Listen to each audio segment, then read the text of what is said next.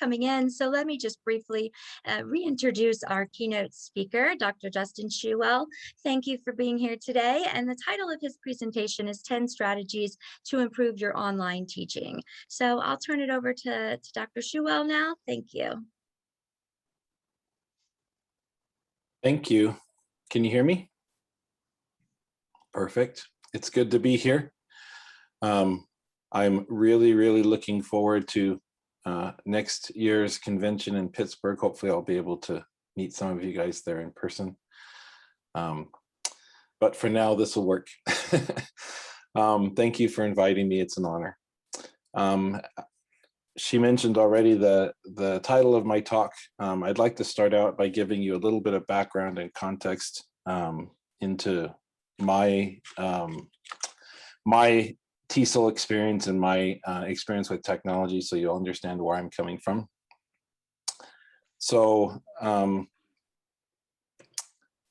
I started out in TESOL as an undergrad. Actually, I got my undergrad in TESOL, or my BA in TESOL education at BYU Hawaii, and at the same time I got a minor in information systems. So from the very beginning I was learning, I took classes in computer hardware, and HTML was a new thing back then, and so I was learning HTML as well. And at the same time, my wife and I got married. Not related to the career, but since I'm the one speaking, I get to throw in my family as well. While I was there at BYU Hawaii, I took a job as the webmaster for the Language Center, and so I started to learn how to build websites. And another thing that we did every week was we produced these online grammar exercises that our students at the in our ESL program used. They were based off CNN broadcasts. And so that was one of my first experiences creating online exercises for my students. I also had the opportunity while I was doing my student teaching to teach community education classes in Microsoft Office software. And so I learned a lot about, not just web technology, but also other computer software as well. While we were in Hawaii, my wife and I had 2 cute little kids. And then we moved to Korea, and I became an online teacher in writing. And it was a very interesting way that it was set up. This was back in 2000. So it was one of the first online writing programs that I know of. But students would email us essays or submit them through the website, and then we would grade them using a system kind of like what you see on the screen here, providing feedback and just helping the students improve their writing. But it was really weird for me because I didn't interact with students face to face. I didn't meet them, synchronously. It was just all asynchronous. And so it was a new experience for me, but it was fun. While we were in Korea, we had another little boy, the one in the middle there. And then I was in Korea for about a year, and then we moved to Provo, and I enrolled in the master's program there at BYU. And while I was there, I was the webmaster for the linguistics department. And I also I worked for the English Language Center, and I created a series of online grammar and writing assessments that myself and a few other teachers used. And that was the beginning, I think, not the very beginning, but one of the beginnings of the online assessment program that they had there at the English Language Center. Oh, and I apologize. I know somebody asked me what my preference was for having questions come from the audience, and I forgot to mention that at the beginning. So if you do have questions, go ahead and put them into the chat. I know somebody will be monitoring it and alert me if I happen to miss it, but I do want to make this as interactive as possible, because that's one of the things I miss about the face-to-face and being able to see everybody and read the room. So anyway, if you do have questions, go ahead and put them in the chat. So while I was at BYU, one of the things that now that I had more experience in creating web technologies, I created a website for teachers called eslactivities.com, and it has several tools for teachers to build things like bingo cards and crossword puzzles using vocabulary that they enter into the system. And I also, as part of my master's degree, I created an online speech perception diagnostic test called the POSE test, or Perception of Spoken English test. And of course, that was also online, and everything was, based on web technologies. You'll kind of see a pattern here as I keep going. And while we were in Provo, we had another beautiful little girl. And then we moved to the United Arab Emirates. And in the United Arab Emirates, I worked for one of the universities there, and I built, kind of out of necessity, we were using Blackboard, I think it was at the time, but that was, it didn't work very well. And so I created essentially an online classroom system that my students and some other teachers, students used to practice, to do online exercises, and also to submit reading journals and different things like that. And I also was the webmaster for PennTESOL Arabia while I was there. And I built the conference proposal system that they used at that time to submit proposals. And then while we were in the UAE, we had another little boy. This is a picture of my family in Salalah, which is on the south coast of Oman, kind of the Hawaii of the Middle East, as they call it. It's a beautiful place. After 6 years or so in the Middle East, we moved to Arizona, where I am now, and I entered the PhD program for educational technology. And I also started working about a year after that for the American English and Culture program. And one of the things that I did there was I was their computer coordinator. And so I was in charge of managing all the technology that the students used, and also training teachers on how to use that same technology, and sort of managing the technology that the teachers are using as well. And of course, in the 10 years that I've been here in Arizona, I've updated the eslactivities.com website. I've turned the POSE test into its own thing, which now has, I guess, probably about 8,000 students or so every month that use it for practicing and improving their pronunciation. One of the things that Melissa mentioned in the introduction was that my passion, or my goal, is to eradicate the world of boring, massive open online courses. And that passion comes from the project I worked on here at Arizona State University, where we designed one of the world's largest online TESOL certificate programs called Teach English Now. It's 8 courses, and as you can see from this screenshot of one of the videos, it's not your typical online course with what I call the talking head videos. We used a lot of narratives, we used a lot of metaphors and fun ideas.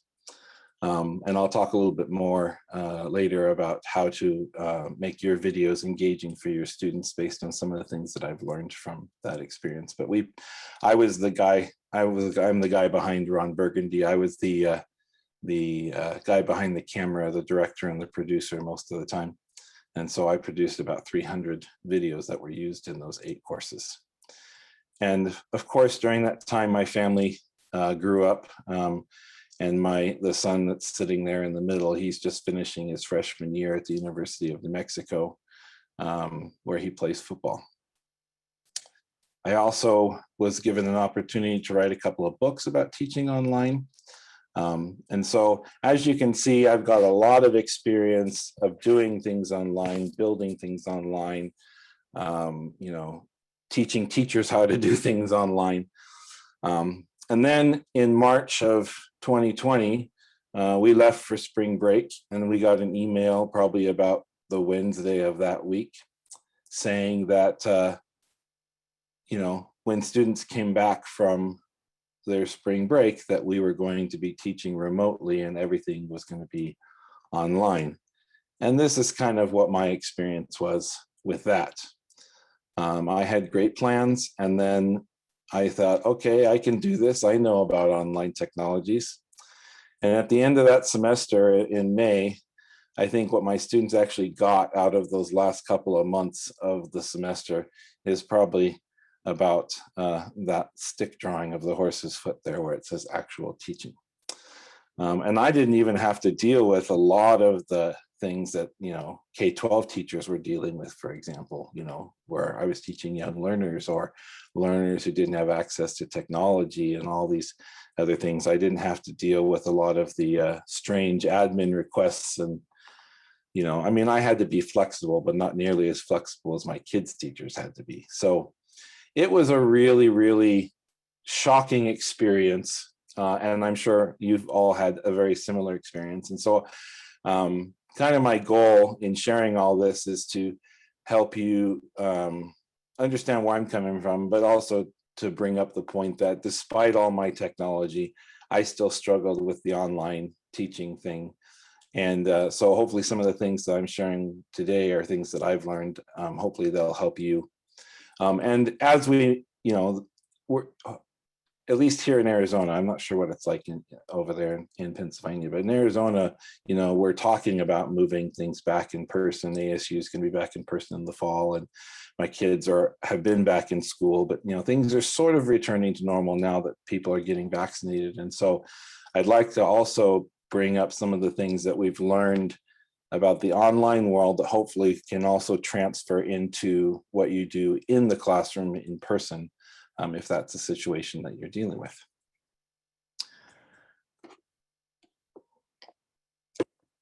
Sorry. All right, so the first strategy is to remember pedagogy first.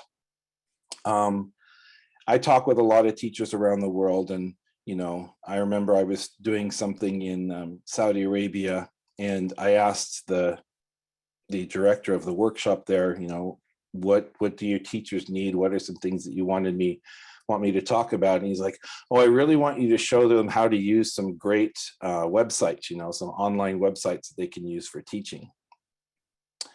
And he wanted me essentially to go sort of step by step, and say, here's how you use this website, or here's how you use this website. And I asked him, I said, well, why do you want your teachers to learn how to use websites? And he said, websites are cool. They're good for the students. And that's true. I mean, there are a lot of cool websites that you can use for teaching that students like to use. But my point in asking him that was, what's the learning objectives and what's the pedagogical objective that you're trying to focus on when you were using those websites? Because for me, that's the most important thing, is that you remember the teaching before you don't let the online part of online teaching obfuscate the teaching part of online teaching. So when we talk about teaching, hopefully this isn't totally new to everybody, but when in teacher education and teacher training, there's a lot of talk about Maslow's hierarchy of needs, which I've got there in the top left. And just in case somebody might not be familiar with that, it's essentially a pyramid, and the idea is that the physiological needs, or the needs on the bottom, need to be fulfilled before you can reach the top. And the top, which I'll get to in a few minutes, is self-actualization, which is where students actually want to learn. And so I took that idea of Maslow's hierarchy of needs, and I created what I call the hierarchy of online learning needs. And so I'd like to share that, and then I'll bring that back into the idea of remember pedagogy first. So I've already mentioned physiological needs. Online needs that equate with physiological needs are the needs for equipment. If your students don't have the technology and the internet connection, they're not going to be able to do anything online. And if you're in a situation where your students don't have that technology and they don't have that internet connection, there might be some things you can do. I've heard of teachers here in Arizona, for example, where they were, dropping off packets of materials to students. There was a school district that parked a bus in a neighborhood near their school where most of their students lived, and they put mobile hotspots on the bus so that the students could get internet connections. There's not a lot you can do as a teacher, though, for something like that. Those are district level or administrative level areas, but there are some things that teachers can do, I guess, to be creative in those types of situations.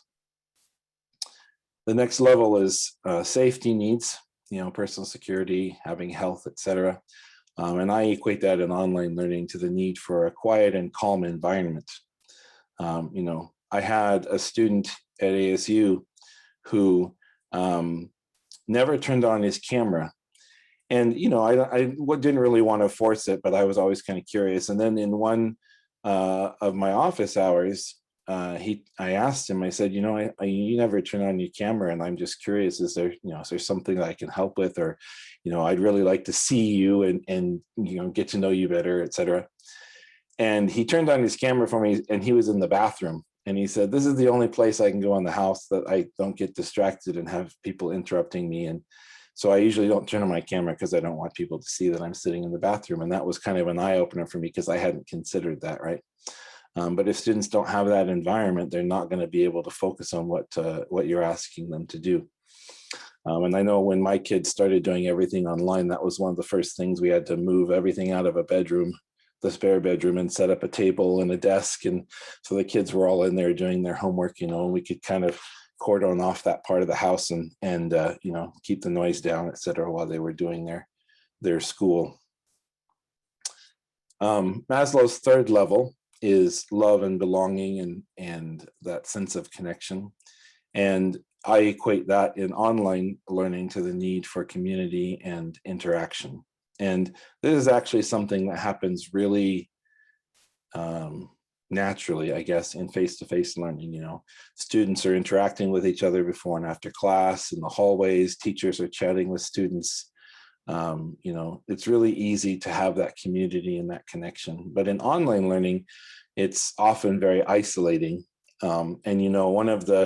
That's actually one of the reasons that a lot of the average completion rate for a MOOC, a massive open online course, is probably right around 4%. That means for out of every 100 people who start a MOOC, only 4 people finish it.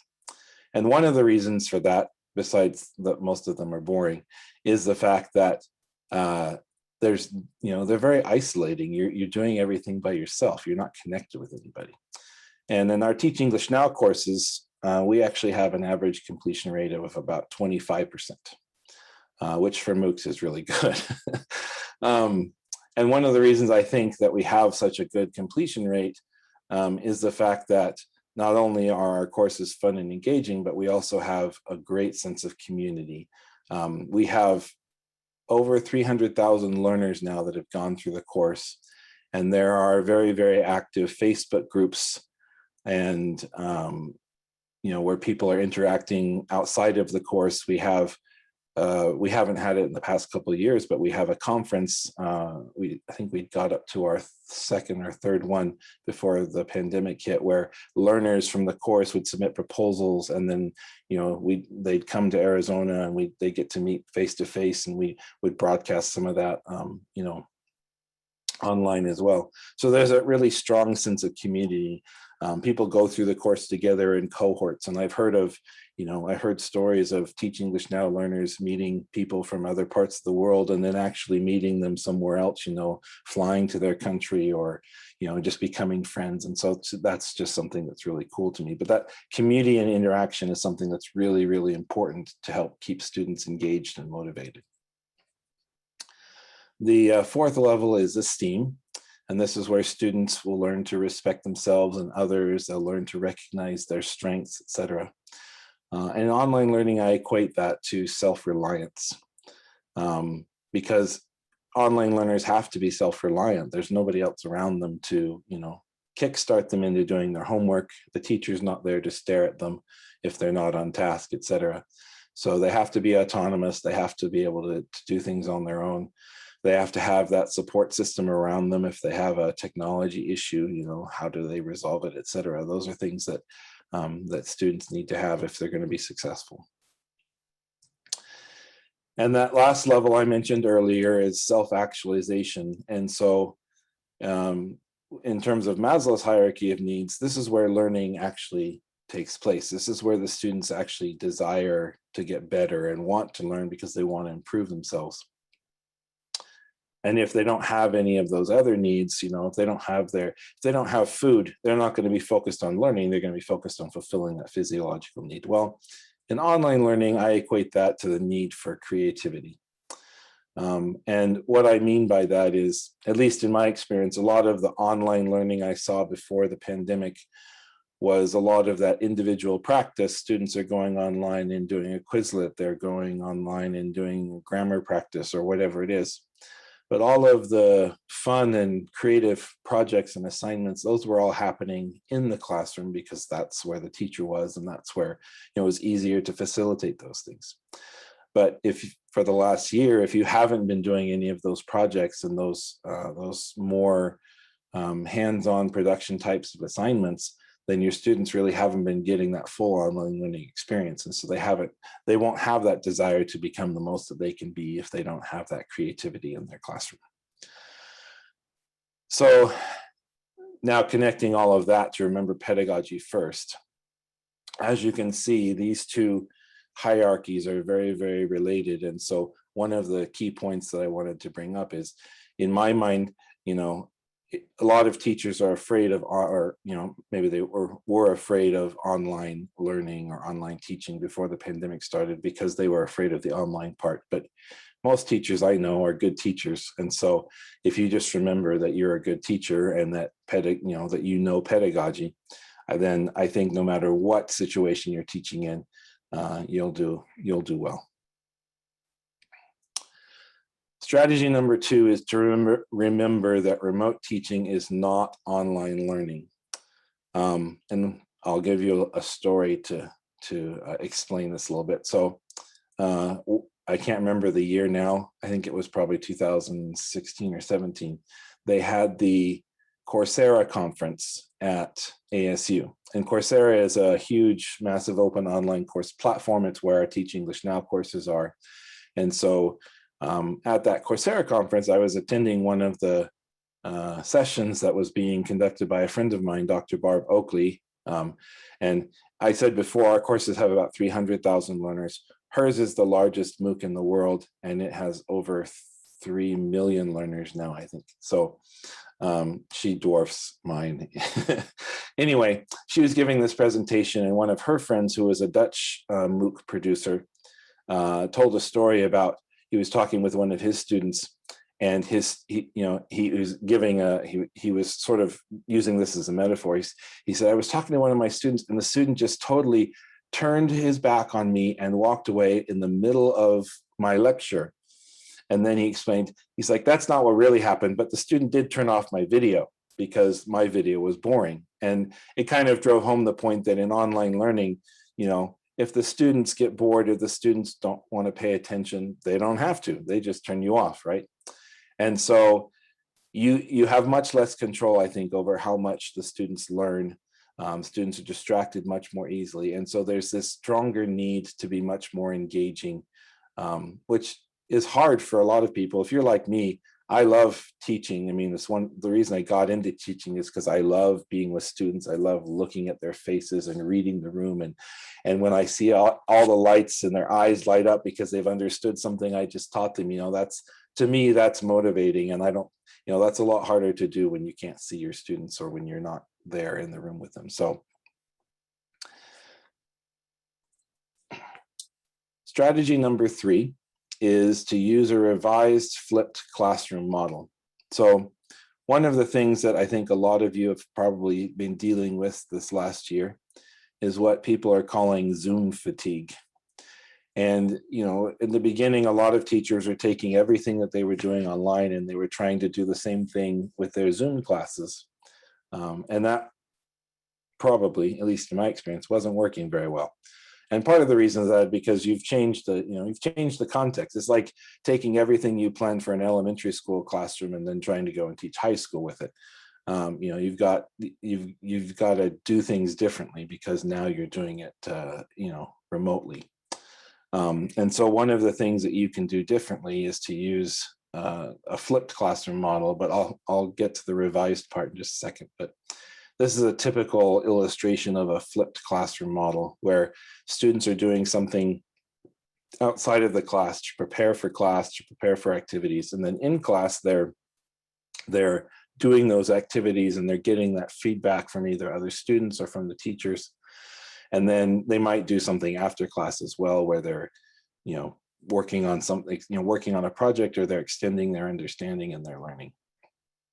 Well, in the revised classroom model, and the reason I call it revised is you might not be doing the preparing for class activities, but the thing I like about the flipped classroom for me is that it makes the best use of that class time. It makes the best use of the teacher and the student being together, and the teacher being able to provide feedback, the student and the student being together, and the students being able to provide feedback to each other. Those are things that the students can't get on their own. And so I encourage teachers to ask themselves two essential questions. The first essential question is, what must be done during class time? And the second one is, what can the students do without you? And so one of the things I've had to do, instead of just doing everything I was doing face-to-face in my Zoom classes, I've had to sort of, analyze what I do in class and see how I could either change things or take things out so that I can make that Zoom time more effective. I won't try and pronounce the name, but in 2008, they published an article in EDUCAUSE Quarterly, and I really liked this illustration of this dichotomy of asynchronous and synchronous learning. And so it encouraged me to look at what I was doing in class and say, well, what are some things that I could have the students do outside of class that would make those activities more effective? And so, and I'll give you some examples in a few minutes, or in the next slide, but the essential idea here is that anything that the students really need that cognitive processing time, where they need to be able to go back and look at something again, they need to be able to process information. Those are great things to do asynchronously, because the students can take as much time as they want. And the synchronous things should be more things that require that personal participation, where the students are really interacting with each other, and that then brings that motivation and makes those synchronous learning activities more effective. So some examples of things that I think you can do asynchronously. I actually went and recorded most of my lectures on video, and so I don't do lectures in class live. The students just watch them, because I found that my lectures weren't very interactive. And so there's no need for me to do them in person if they're not going to be interactive. So I just recorded them. And the students watch them ahead of class. And then in our class, we talk about the concepts and I answer questions. Students can participate in discussion boards. They don't have to be text-based discussion boards. We use Canvas at ASU. And so Canvas has the ability to do video in the discussion boards, so you can you can have video discussions if you wanted. There are things like VoiceThread and other technologies where you can do non-text-based discussion assignments as well. It's a great idea to have students collaborating with other students. I put via Google Docs, but that's just one example. There are many, many other ways for them to collaborate. They can do Jamboards, Padlets, all kinds of other collaborative technologies out there. Most of us are probably doing this before, but the students can do individual practice things like they were doing before the pandemic as well. Students can work on projects. They can do group meetings with other students. Again, I put via Zoom, but it doesn't have to be Zoom. I had students, I guess it's considered old technology, though it's kind of new to me, but students were actually using the conference call feature on their phones and all getting on the same call and talking that way, because one of the students didn't have internet access where he was. Anything that requires more time, like I mentioned, where you know that you're not going to finish it in class, and so it's something that students can be working on pieces of it at least outside of class. And then any activity that requires differentiation. And by differentiation, I mean if you have students that are from different levels, and you know that it's going to take this student 20 minutes, but it's going to take that student 3 hours, that's a great candidate then for an asynchronous activity where the students can spend as much time as they need on it. Leslie asked a question about who my students are. So I teach at the university, so most of my students are adults. I've taught, we have, all levels, beginners all the way up to, students who are ready to move into the university, academic level English. And then I also teach courses to that are just university courses. So I have, I'll call them native speaker students, but I have students who are not in any sort of separate English instruction. So my students are adults. I don't have to deal with young learners and some of the complexities there, but most of my students are, they're probably more at that higher end of language ability.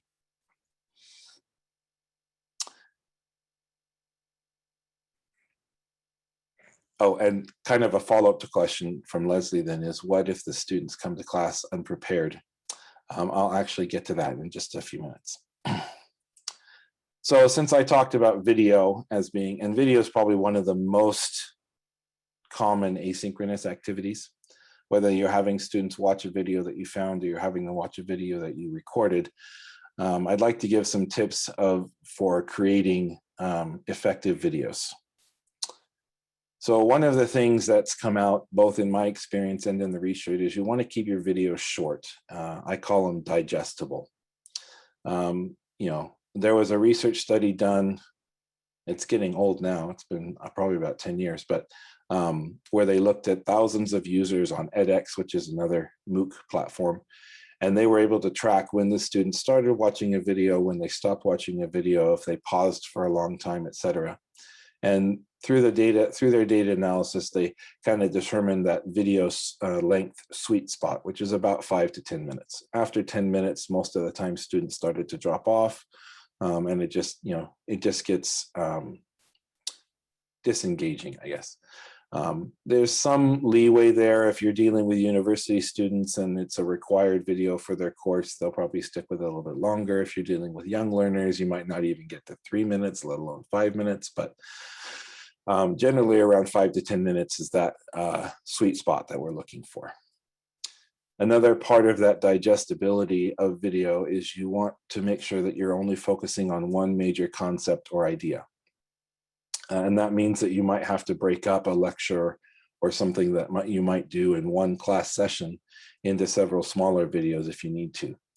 In our videos for Teach English Now, we had a little bit of a title intro, like 5 seconds, and then we usually would put on credits at the end, who made the video, and there's usually something funny that happened in the credits. I stole that from Marvel, but anyway.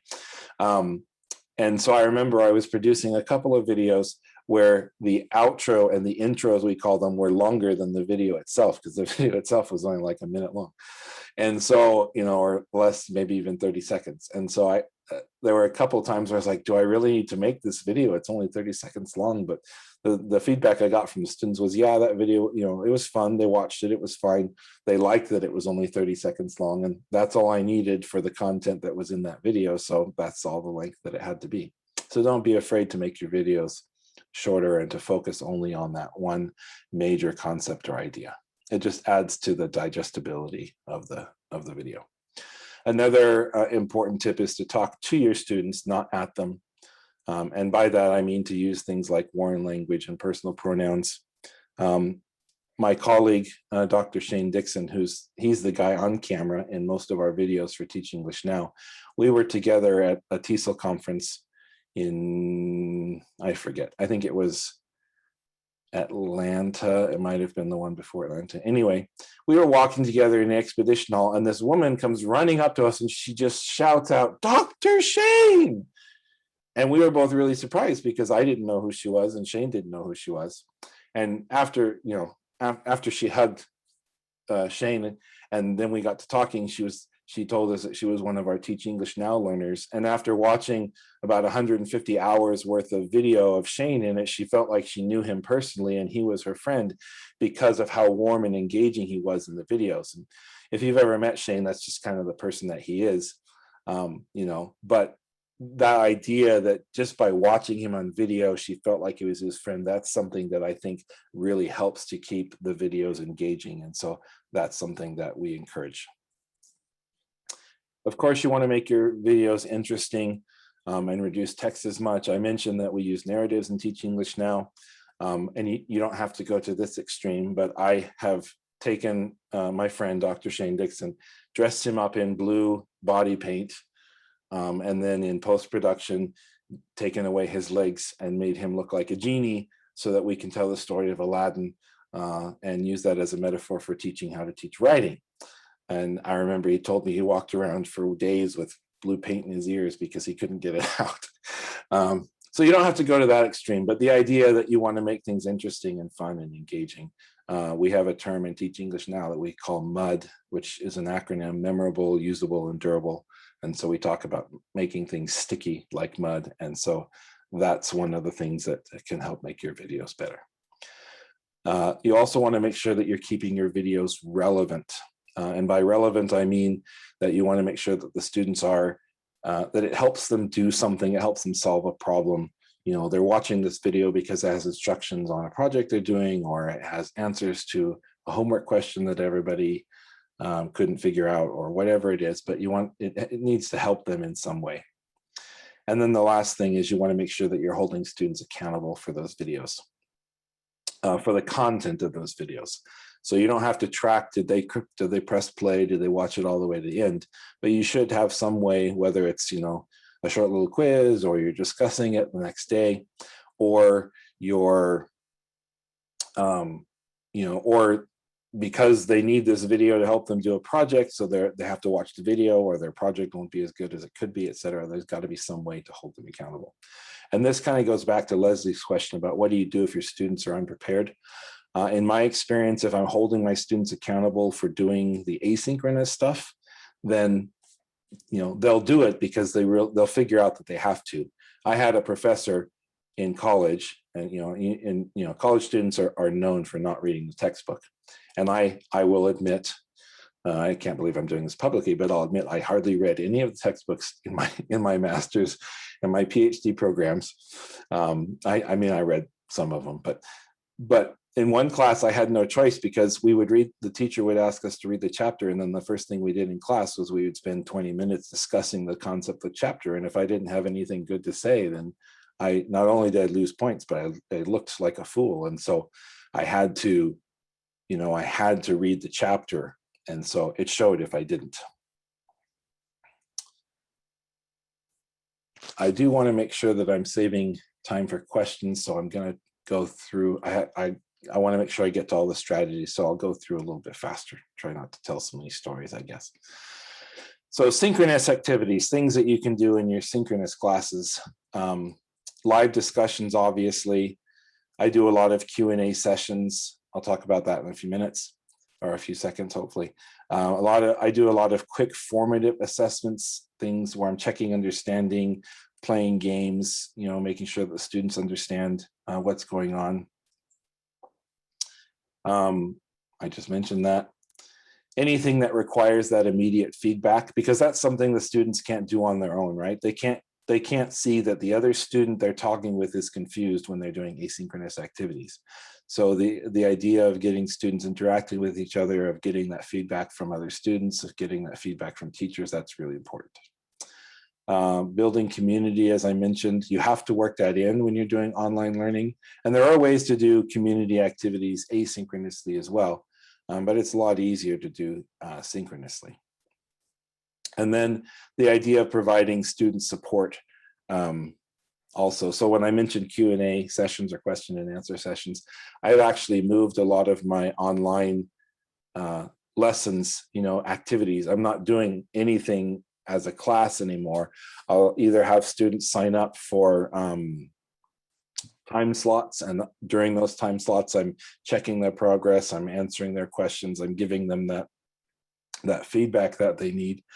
And so the other students aren't there, or you know, they just come in for their time slot. Or I've done it a couple of times. It's harder online, but I'll give the students some activity to do, and then I'm with some other students in a breakout room, you know, doing that student support. And so I've moved a lot of that stuff that I might do during office hours or before and after class. I've moved a lot of that into those live sessions because I just find it's a more effective use of time. Tips for your synchronous activities. I try to open my classroom early so that I get a chance to chat with students who arrive before class. most of my students are university students, so they roll out of bed and turn on their computer right when class starts, if not late. But generally I try to get a chance to interact with my students early. I have some set routines for various aspects of the session. Like I said, opening class, I try to talk with students. I might have something on my screen that the students have to do for the first 5 minutes of class. So students are coming in, they're doing those things, and then we talk about it. Maybe they're writing a prompt, etc.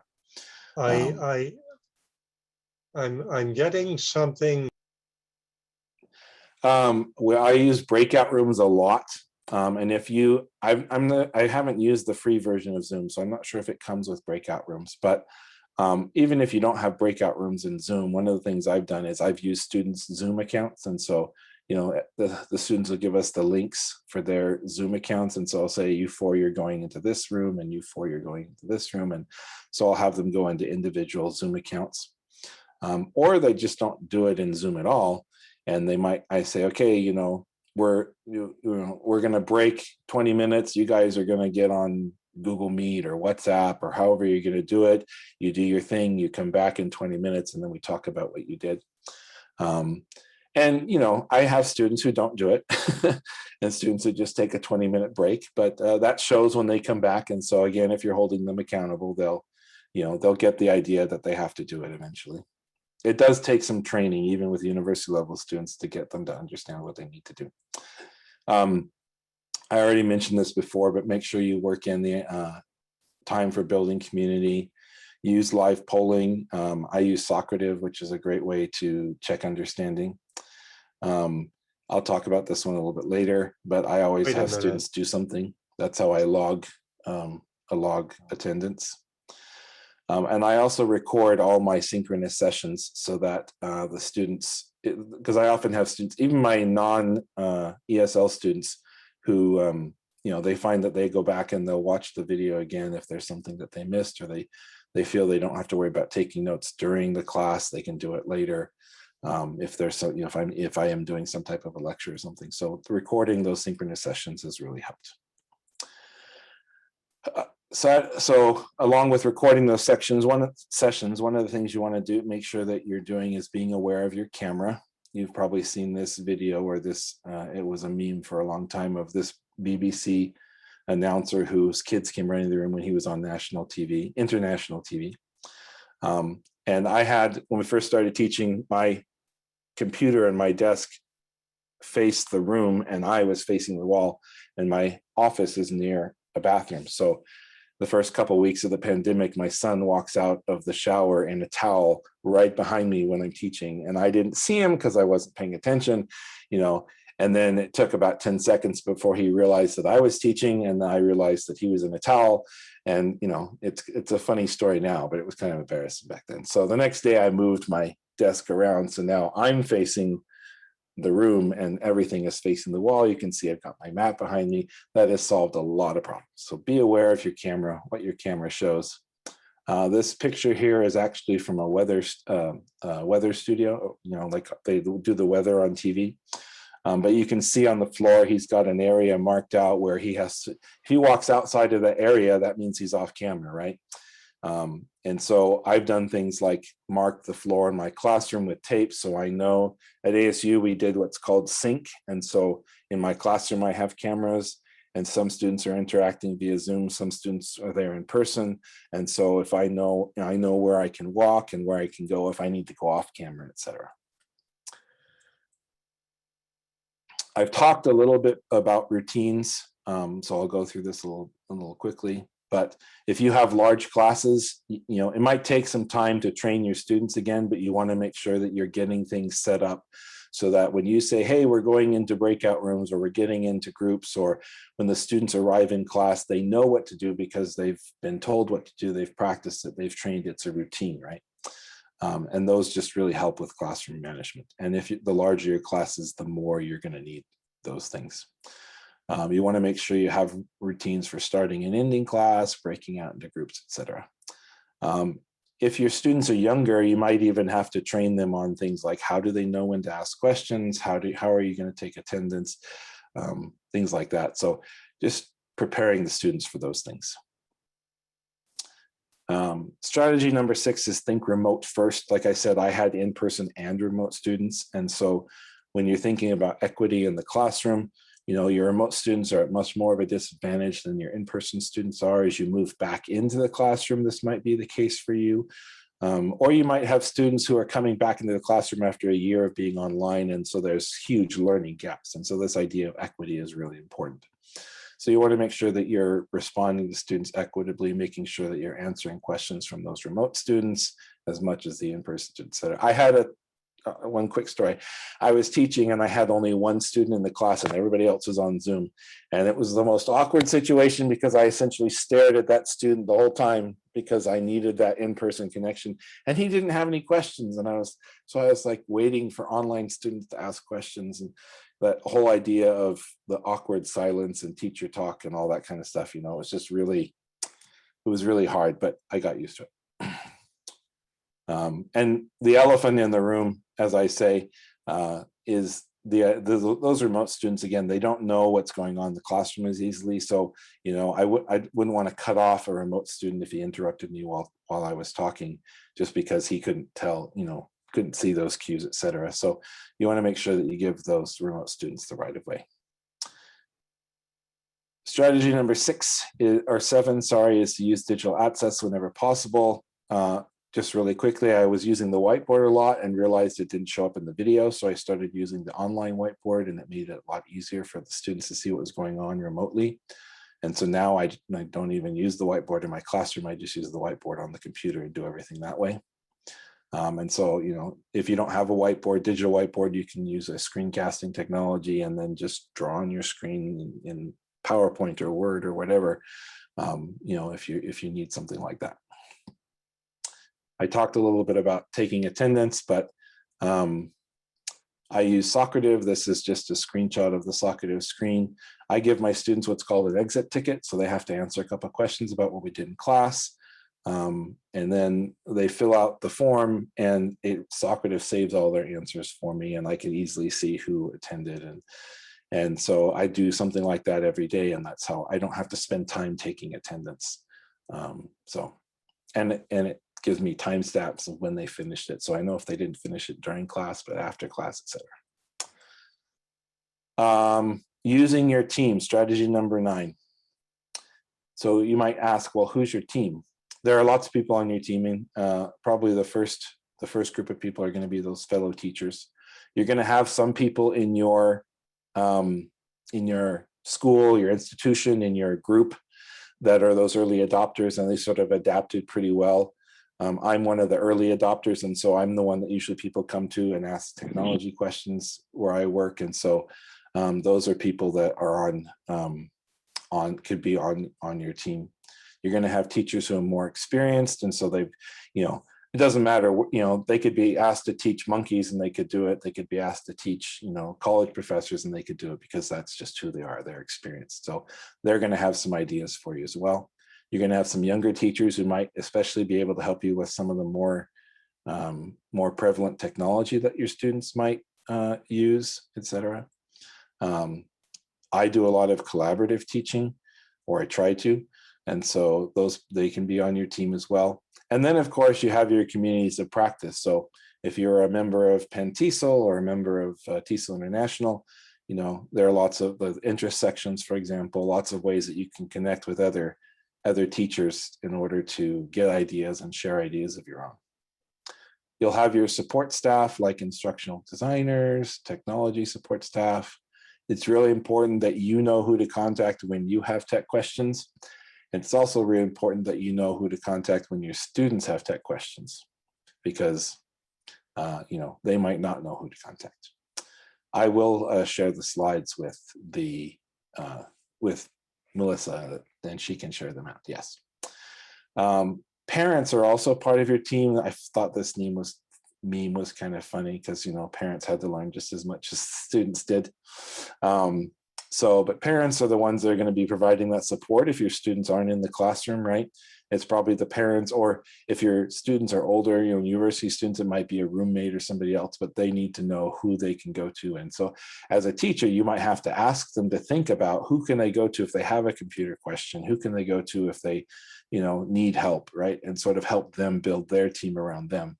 That's something that I've had to train even my non-ESL students on, so.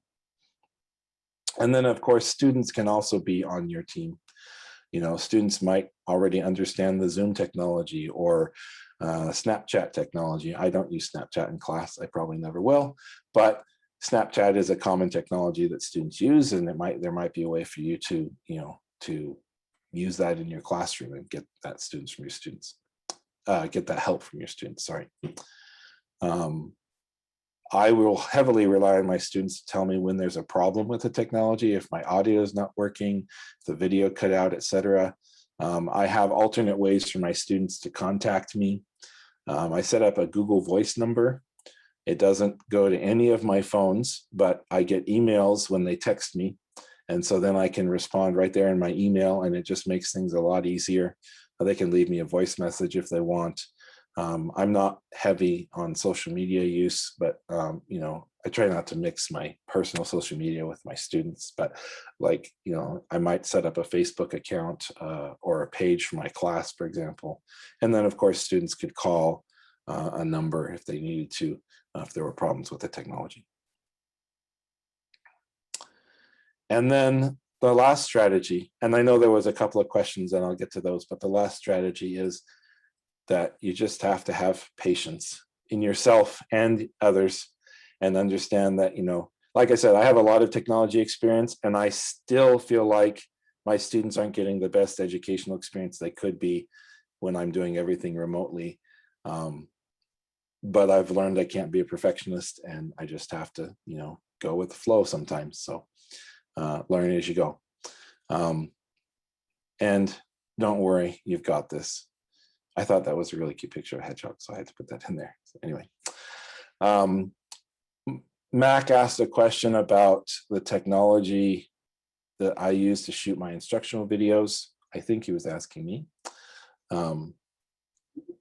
Depends on what I'm doing. A lot of times I'll just open up a Zoom room and hit record, and then I can share my screen, and I've got me. I don't like that the Zoom video is really, really small. So you might see me looking around. I have 3 monitors in front of me. And so what I'll do oftentimes is I'll open up like a QuickTime video, and I'll put that on my screen. And because I'm sharing my desktop, not just an individual program, then it's sharing that video screen as well. So it allows me to control like the size of the video, etc. You do have to be careful, because I was using virtual backgrounds in Zoom and I couldn't do that with QuickTime. And so I had, like I said, I had to turn my desk around so I'm facing the wall. I don't have to worry about the messy room behind me. I know I'm not going to show you my desk because it's horribly messy, but you can't see all that because it's not on camera. So there are some good things about being online as well. If you're worried about audio quality, when you're recording locally in Zoom, you get the best quality audio and video. So if you're just recording to your recording to your computer, and you're the only one in the room, you should get regular audio and video quality. I would recommend purchasing a lav microphone. This is about $30 on Amazon.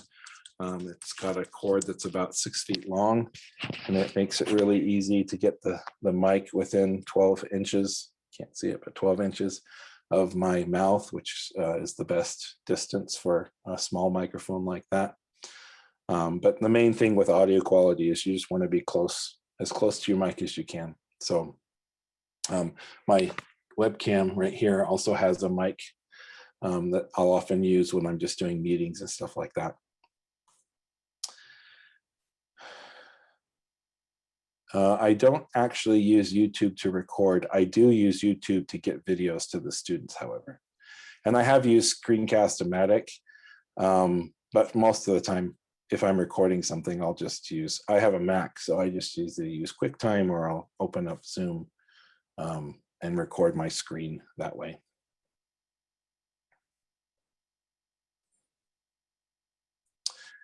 Do I do subs with my video? Yes and no. So the videos I record for my synchronous class sessions, I don't have time to do captions on those. So again, it depends on where you work, but since I work for ASU, they have a solution for teachers to upload their videos, and it auto transcribes the videos, which is better than the YouTube auto transcription. And so for the most part, I just rely on that, and I'll put my videos there, and it auto transcribes them, and then I put those into I embed the videos from that service into Canvas. YouTube auto transcriptions are pretty good, probably about 85%. But if the video is really important, so let's say there's a video that I'm using every semester of a recorded lecture, I'll spend the time and get those captions good, because it's important for the students to have those. And again, captions are not just for the deaf or hard of hearing. My international students that are not ESL students love the captions.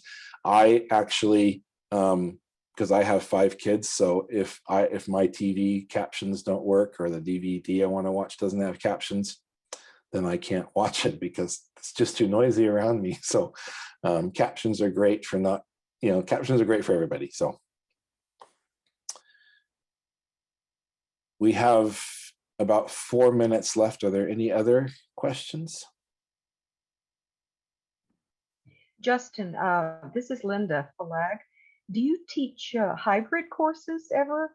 And what's your view about hybrid courses? Hybrid, well, my actual job at ASU is educational technologist. So I help design online and hybrid courses. So I have a very specific definition of what hybrid means to me. In my world, hybrid means a mixture of in-person classes and then asynchronous activities, right? So if a semester-long class, you're meeting 2 times a week for 16 weeks, in a hybrid class, you might meet for 2 times a week for 8 of those 16 weeks, or meet 1 time a week, and then the rest of the seat time is supposed to be done through asynchronous activities. To me, like I said, good pedagogy is good pedagogy. So it can work. It could work. It can also not work depending on how it's done. So I don't have a particular opinion whether they're good or bad. I just think that with any type of online teaching, online learning, there has to be a lot of planning that goes into it. I think that's one of the things I had the hardest time with, is my job is helping others plan their online learning. And then when I was told everything's going remote and I had to do everything via Zoom, I didn't have anything planned. Actually, one of the things I do that I do really, I don't want to say I do really well, but that works really well. My class, my Canvas shell for my in-person class was already set up with all of my modules and all of my assignments, because I do that anyway. That's one of the things I think I'm hoping a lot of teachers will bring in from what they've been doing the past year, is giving students access to that those online resources. And who cares if the student forgot the paper you gave them in class? Put it up on the website, let them download it. Things like that makes just things go a lot easier. And so I had already all of that set up. So really the only thing that I didn't have was those lectures and sort of that stuff that I would do with the students in class. And so I went and did that. But it takes a ton of planning to plan out how the students are going to do those activities, how you're going to build that community, how you're going to, the technology support for the the asynchronous part, making sure the students know how to use the technology. All that takes a ton of planning. But that can work just as easily in the hybrid if you do that as it does in online. So one more question I think we have time for.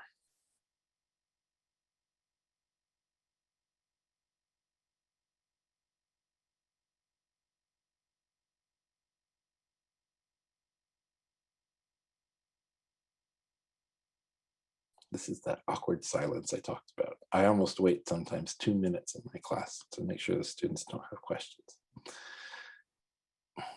All right, my clock shows it's 8 o'clock, so I'll stop talking, but I'll remind you guys to enter the raffle.